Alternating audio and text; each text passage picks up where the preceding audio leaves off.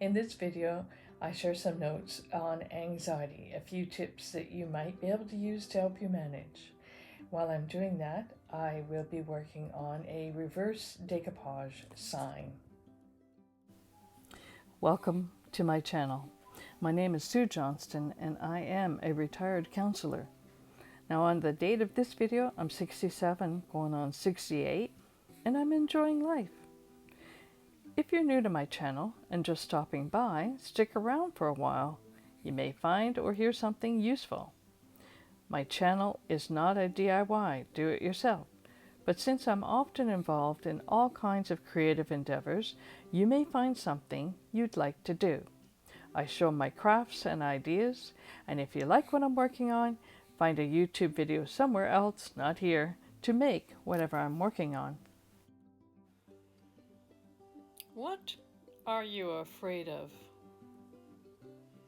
You know, that's one of the questions you can ask when you're experiencing some anxiety, because usually there is some kind of fear involved.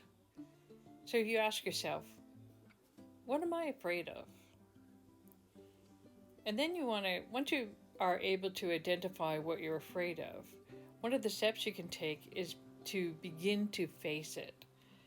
In some circumstances, depending on the nature of the fear, you may have to accept that the fear is present.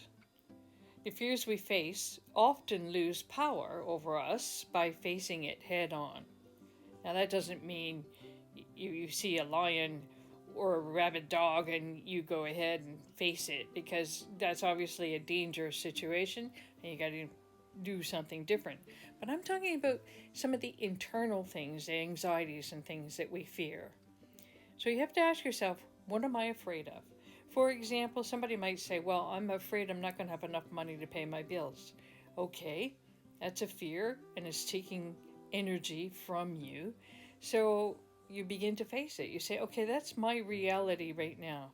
Actually, most of the things that we fear don't actually come about. So it's possible that maybe you're afraid you're not going to have enough money for your bills, and maybe that's a reality. And in facing that fear, you may actually come up with a solution, something that you can do to make that situation non-fearful. The fears we face often lose power over us by facing it head on, which means that you reach a level of acceptance. This is my reality. This is what I'm feeling. We're not denying what we're feeling. But then we can do something about it. And one of the things you can do is you can remind yourself that most things that we are afraid of don't actually happen.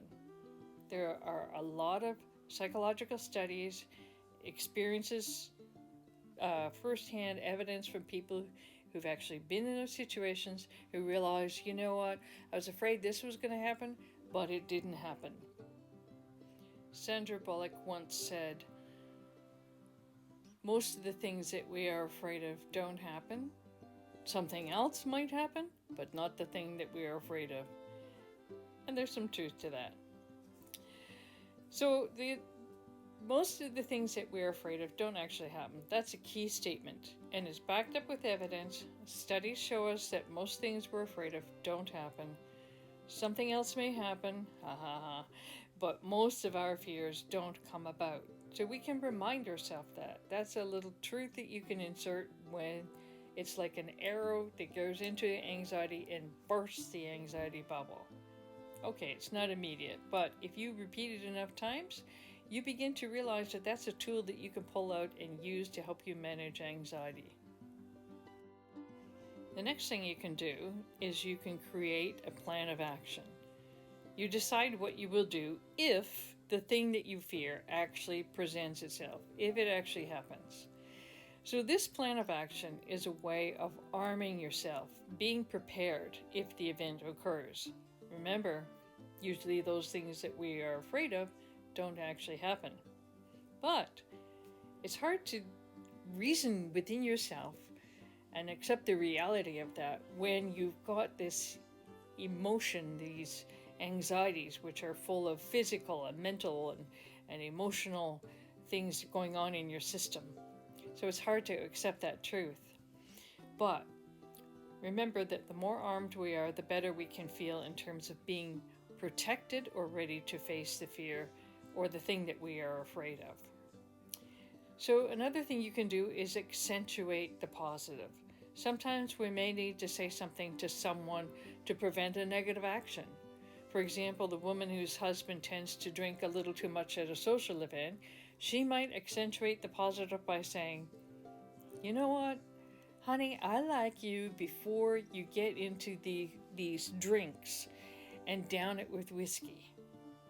So instead of saying, "Don't drink, I don't want you to get into that. You get sloshed, you go overboard with your drinking." And then she becomes a nag, which he can then point at, and then they're into a whole different situation.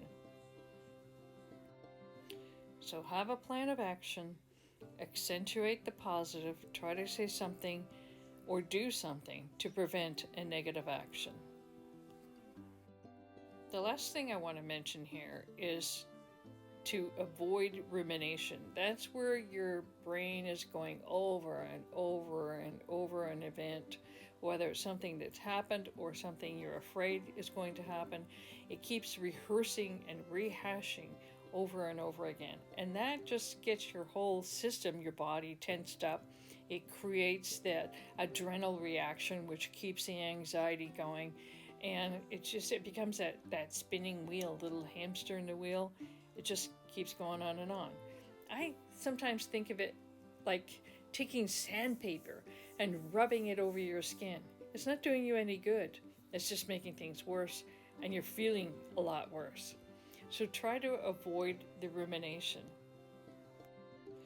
Someone might say, well, how do I avoid rumination? I mean, it's something that just happens. It keeps going on, and I don't know how to stop it. Okay, so the way to stop it is you've got to intervene in your own thinking. For example, applying a truth, like most of the things that we are afraid of don't actually happen. Or whatever truth or tool that you want to apply to come against the negative thinking. There are all kinds of different things you can do to help lessen the effects of anxiety.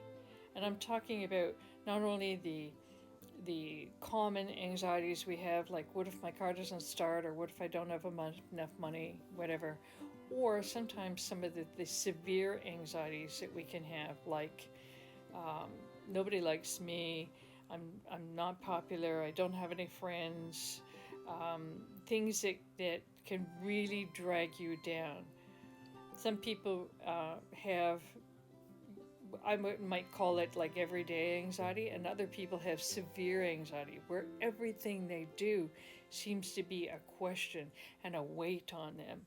So if you have that kind of anxiety, I think that you can benefit by talking to a counselor so that you can get some tools to combat against the anxiety. In short, in summary, a few tools to help you manage anxiety are: you ask yourself, what am I afraid of? Identify the fear, begin to face it, develop a level of acceptance. Look, this is how I feel and this is what I'm thinking. Doesn't mean that makes it all true or that it's going to happen, but you come to a place where you are lowering your anxiety. So then you create a plan of action, accentuate the positive, and in that you bring statements of truth to come against the lies that anxiety is telling you, and avoid the rumination, which means that you're going to interject thoughts or even distract yourself with other activities so that the rumination does not continue on. I meant this to be short, but what can I tell you? I worked as a counselor, addressing all kinds of issues, and throughout all my 20 plus years in counseling, and I'm retired now, I found that anxiety was probably number one up there. And then with COVID on the scene, we find that, or we're hearing reports that there's a lot of rise in anxiety. So there's a lot I could say, but I'm just giving you a few little things to think about, tools that you can use to develop and make your own so that you can manage your anxiety and shorten the duration and shorten the intensity of it.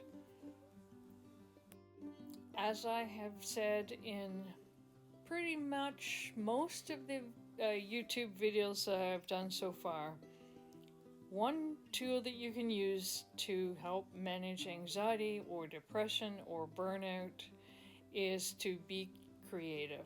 Get involved in some kind of creative activity so that you can distract yourself and gain a sense of satisfaction as you're either learning how to do something or you already know how to do it and you're completing it. You do gain a sense of, I've done it, I've done something, I've got some kind of control over my life.